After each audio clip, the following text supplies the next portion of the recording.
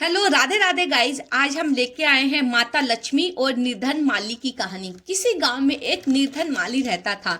उसका नाम राजू था। राजू दिन रात मेहनत करता, लेकिन फिर भी उसकी फसलें ठीक से नहीं उगती थी। वह अपने छोटे से खेत में काम करता और अपनी पत्नी और बच्चों के साथ एक साधारण सा जीवन जीता। उसके पास न तो बहुत जमीन थी और न कोई बड़ा साधन, बस मेहनत और आशा थी। एक दिन राजू खेत में हल चला रहा था। जब अचानक आकाश में बादल घिरे और तेज बारिश शुरू हो गई।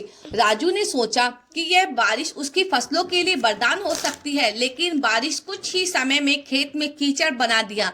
उसकी फसलें जो थोड़ी बहुत उग चुकी थी, वह पूरी तरह से सड़ने के लगी। राजू बहुत दुखी हो गया। वह सोचने लगा, मैं इतनी मेहनत करता हूँ, फिर भी जीवन में कुछ अच्छा नहीं हो रहा। इसी बीच एक दिन उसकी मुलाकात गांव में एक साधु बाबा से हुई। साधु बाबा ने राजू से पूछा, तू इतना दुखी क्यों है बेटा? राजू ने अपनी दुख भरी कहानी बाबा को सुनाई और कहा, मैंने बहुत मेहनत की, फिर भी मेरी किस्मत के साथ नहीं दिया। साधु बाबा मुस्कुराए और बोले, तू जो मेहनत कर रहा है वह सही है, लेकिन क्या तुम जानते हो कि मेहनत के साथ हमें एक और चीज की जरूरत होती है, वह है शुभ आशीर्वाद। राजू हैरान हो गया और पूछा, यह शुभ आशीर्वाद क्या है बाबा?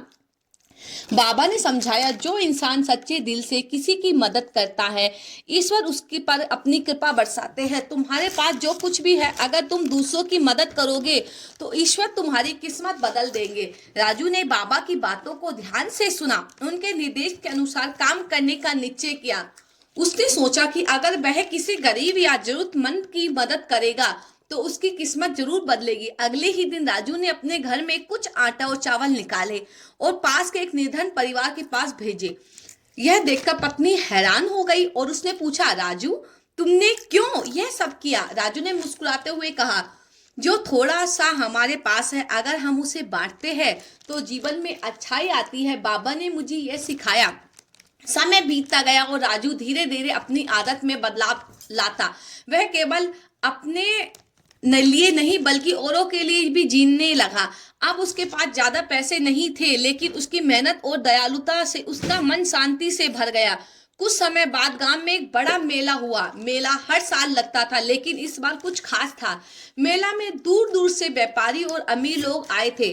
सभी अपनी दुकान लगाई और व्यापार में मस्त थे। एक दिन मेले में सब सुंदर और आलीशान गाड़ियां आई, जिसमें एक महिला बैठी थी। वह महिला सुंदर, शालीन और धन्य महसूस हो रही थी। वह महिला कोई और नहीं बल्कि माँ लक्ष्मी थी। माँ लक्ष्मी ने अपनी गाड़ी को राजू के घर के पास रोक दिया। राजू बाहर आया और उसे देखकर चौंक गया। माँ लक्ष्मी ने उसे आशीर्वाद दिया और कहा, राजू तेरी मेहनत और सच्चाई और दूसरों की मदद करने की भावना ने मुझे आकर्षित किया।